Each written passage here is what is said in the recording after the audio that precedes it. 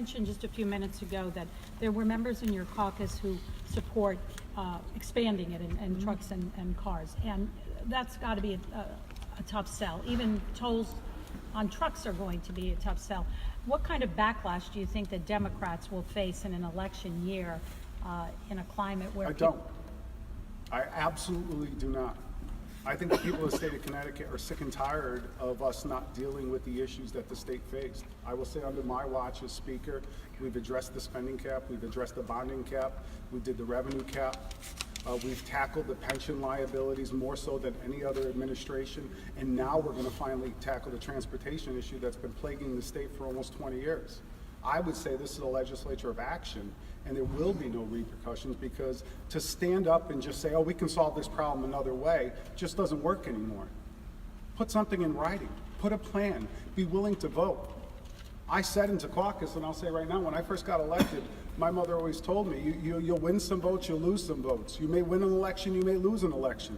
But in the end, you have to be able to look in the mirror and say, what I did was the right thing to do. And I genuinely believe it's the right thing to do for the state. And my caucus is willing to take a tough vote to do the right thing and deal with the one issue. Well, there's two. I talked about the higher education and economic development and transportation. We plan on dealing with this in special with the transportation in special session. Republicans have a plan. They do. What the plan? The House Republicans well, they don't have a a plan, but the Senate Republicans have a plan. The House Senate does, and it's talking about draining the rainy day fund.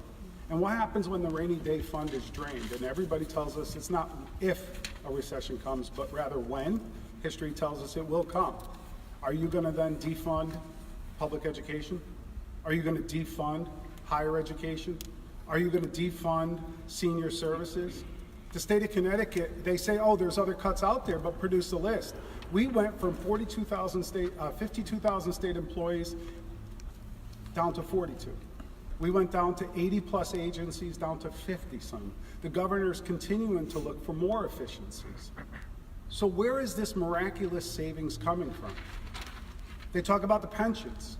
Well, the pensions for new state employees is a hybrid plan. It's a 401k and a defined benefit.